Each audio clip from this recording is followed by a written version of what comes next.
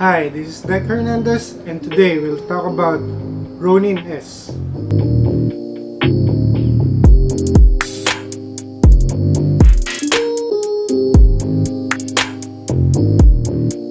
First time kong gumamit ng stabilizer. Nagpaplano ako dati na bumili ng Xeon Crane 2 and medyo mahal kaya pinag-ipunan ko ng pinag-ipunan. Then during the time na nag-ipon ako, biglang lumabas si Ronin-S. So nung first time in-announce na pwede nang i-pre-order yung Ronin-S and free shipping siya worldwide, pinag-isipan kong mabuti kung bibili ba talaga ako ng gimbal.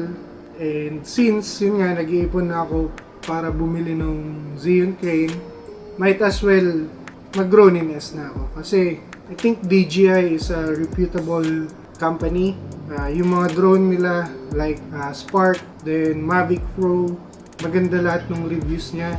And the Osmo for mobile, maganda rin yung reviews. Kaya ako nagkaroon ng lakas ng loob na mag-pre-order ng Ronin-S. Even though wala pa akong experience sa gimbal or anything stabilizer. Kahit yung glide cam, wala, zero experience. Ayun pala, I think ito yung first Ronin-S sa Pilipinas as of July 1, natanggap ko na siya from Johnny Air Cargo.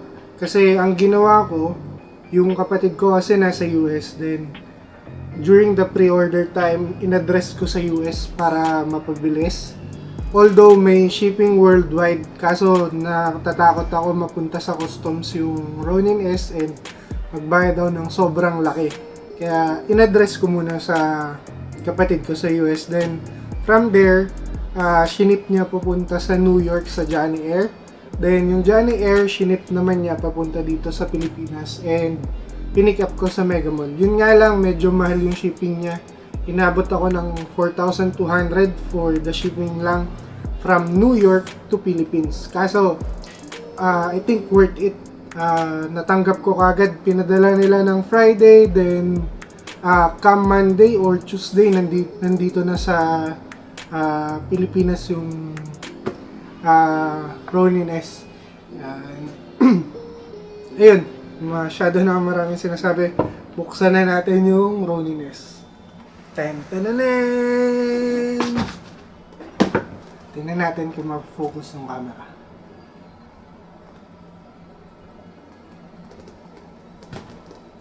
Ronin-S.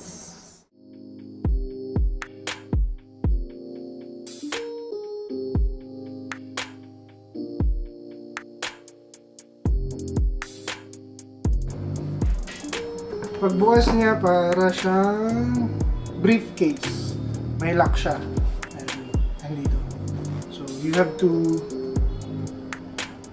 turn it clockwise, I think, para mabuksan yung case niya. Then, eto na siya. Ang Ronin-S.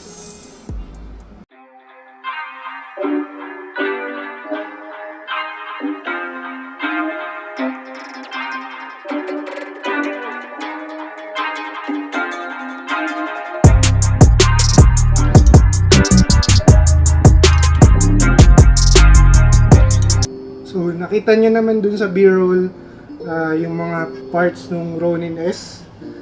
First, yung plate niya. Trivia pala dun sa plate niya, nababasa ko dun sa Facebook groups ng Ronin-S. Manfrotto plate to. Gagana to sa mga Manfrotto tripods. But, yung Manfrotto plates, like the B-free Manfrotto tripod, yung plate niya, hindi gagana sa Ronin-S. Kasi nakita ko doon, may nag-post sa Facebook group, parang may bakal dito, which prevents na magamit yung Manfrotto B-free plate dito sa Ronin-S. So, ingatan nyo to na mawala. Kasi ito lang talaga yung compatible dito sa Ronin-S. So, ayun. Then, next, ito yung tripod niya. Nakita ko sa Xeon Crane V2, almost the same pero parang mas mas matibay yung feel niya. May rubber plates dito which is I think for handle purposes, hindi mag-slide yung pag-grab nyo.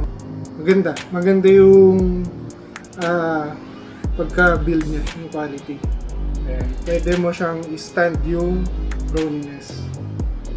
Next part is the battery. So, buksan natin. Ayan, wala pa tong charge from opening the box. I think 1 bar lang siya and kailangan mo siyang i-charge para paganahin yung Ronin-S. So, ayun, ito yung power button niya. Then, dito yung mga motors. So, try natin i-on yung battery.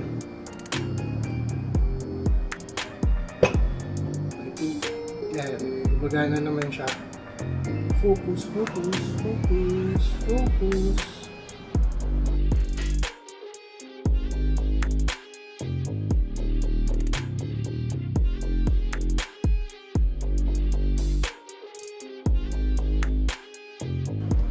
Pagkabitin na natin yung battery, then the tripod. Yun, another trivia for the battery ng Ronin-S. I think hindi mo siya pwedeng i-charge na hindi nakakabit dun sa Ronin-S mismo, kasi I think yun yung limitation niya. Kailangan nakakabit yung motor bago mo siya i-charge using a Type-C cable. So ito, matayo na yung Ronin-S. Then ito pala, hindi ko pa siya binubuksan. Adapter, focus camera, the adapter nung Type-C cable. Then next is this pouch. Meron siyang DJI embossed logo dun sa pouch. Then, buksan natin kung anong mga laman nito. Mga tornilyo, Allen wrench. Ito siya. Then, I think ito yung line support niya.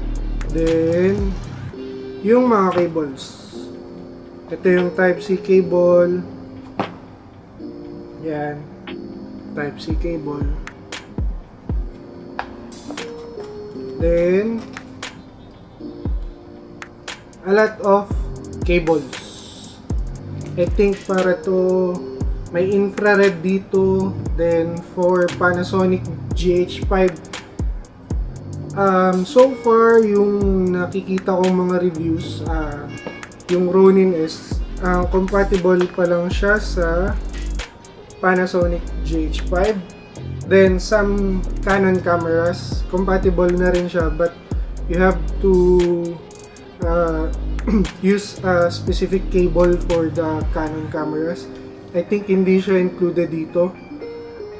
What I mean na supported siya is that nagagamit mo yung focus wheel, then yung record and play button ng Ronin-S. So ayun. Then yung pinaka meat nung Ronin-S, yung motors niya, yung 3-axis. Buksan natin. And here it is.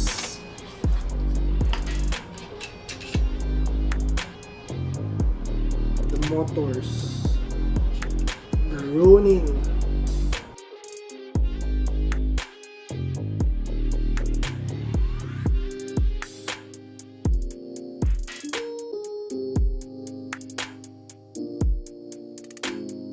Then let's try pagkabit-kabitin yung mga items from the tripods, batteries, then the motors, then the base plate.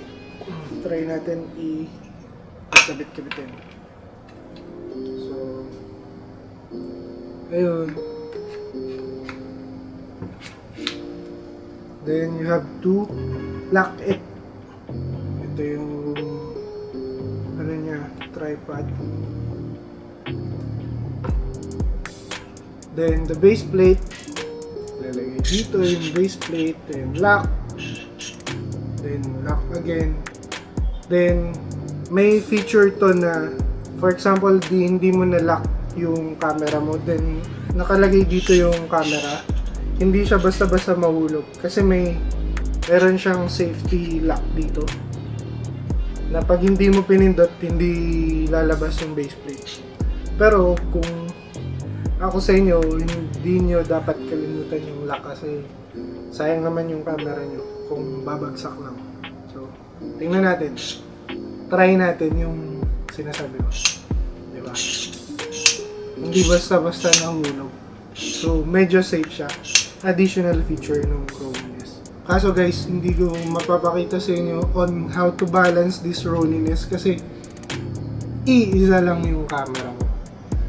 Try ko sa sunod, maybe sa sunod na videos, manghiram ako ng cameras and demo sa inyo yung pag-balance nung camera using this Ronin-S. Pero marami namang YouTube videos dyan on how to balance the Ronin-S. And bago pala natin end yung video, kailangan yung i-download yung Ronin app. Available siya sa App Store and Play Store. But there's a catch sa Android. Kasi kung first time mong i-connect yung Ronin dun sa app, magpa-prompt siya ng input password. And walang ka-info kung ano yung gagamitin mong password. Nalaman ko lang siya sa Facebook group ng Ronin-S mismo. Ang password niya is 1234567 then press OK, yun, kukonect na yung Ronin-S mo dun sa app mo. Unlike sa iOS, magpa-prompt sa iyo yung input password pero may nakasulat dun na ang password na gagamitin mo is 1234567 So ayun, another tip yun sa inyo. So yung joystick, ito yung record and play button, then yung focus wheel niya na gumagana ngayon sa GH5. As a first timer, sana makatulong tong gimbal stabilizer na to sa pagkukuha ko ng videos. And yun pala, major issue niya, karamihan dun sa mga nakikita ko is mabigat siya. Mabigat talaga siya. I tried it na using the Canon 80D, then a Sigma 18 to 35 Sigma Art lens, and mabigat talaga siya. Magkakamuscle ka dito using this Ronin-S. Kailangan ganito yung hawak mo habang kumukuha ka nung video. Supported mo, tapos hawak-hawak mo siya. As in, mabigat siya. Pero sulit pa rin. Sulit pa rin yung $699 And happy ako kasi nakuha ko agad yung item. Unlike, ang daming rant sa Facebook group na hindi pa dumadating dito sa UK, wala pang stocks dito sa UK. Then meron ako nakita na benta through eBay yung Ronin-S amounting $1,400 times 2 ng original price.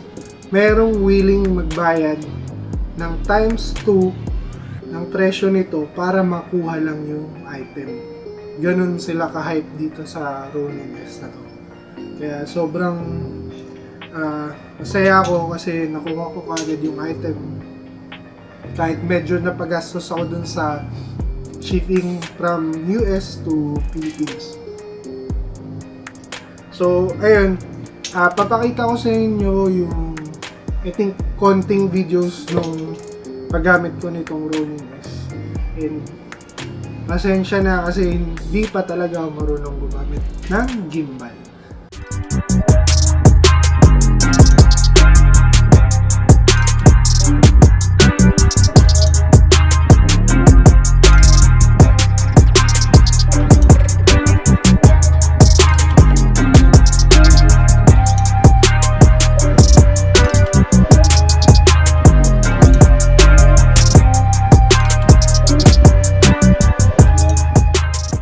Sana nagustuhan yung videos, and kung may mga tanong kayo, please don't hesitate na mag-comment below din. I'll try to answer yung tungkol dito sa Ronin-S. See you next time, and sana magamit ko tong Ronin-S na to sa mga susunod kong videos. Thank you! Bye!